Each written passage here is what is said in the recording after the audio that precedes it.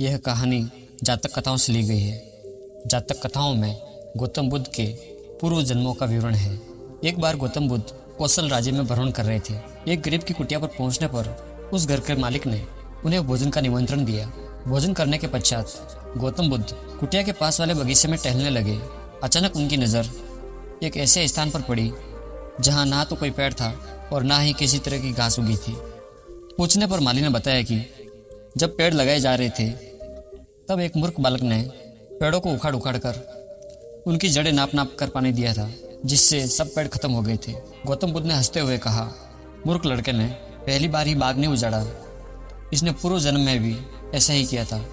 उन माली और घर के मालिक के पूछने पर गौतम बुद्ध ने उस लड़के की पूर्व जन्म की कथा सुनाई कि काशी के राजा बृहगत के राज्य में एक बार नगर में बड़ा उत्सव हो रहा था।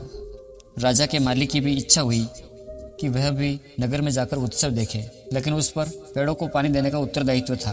माली दुर्लभ और सुंदर पेड़ों और लताओं से भरे बगीचे की रोज देखभाल किया करता था।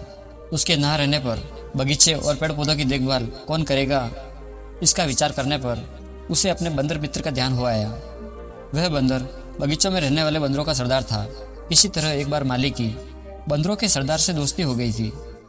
उसने बंदरों के सरदार के सामने अपनी समस्या रखी और उससे कहा, मित्र, क्या तुम एक दिन के लिए अपने साथियों के साथ मिलकर इस बगीचे को चीज दोगे? मुझे एक जरूरी काम से बाहर जाना है। बंदरों के सरदार ने प्रसन्नतापूर्वक यह काम करने का आश्वासन दे दिया। जब माली चला गया तो सरदार ने सभी बंदरों को बुलाया और समझाया, देखो दोस्तों, आज हमें एक परोपकार का काम करना है। बड़ी सावधानी और अक्लमंदी से सभी पेड़ पौधों को पानी देना है। कोई पेड़ प्यासा न रहे।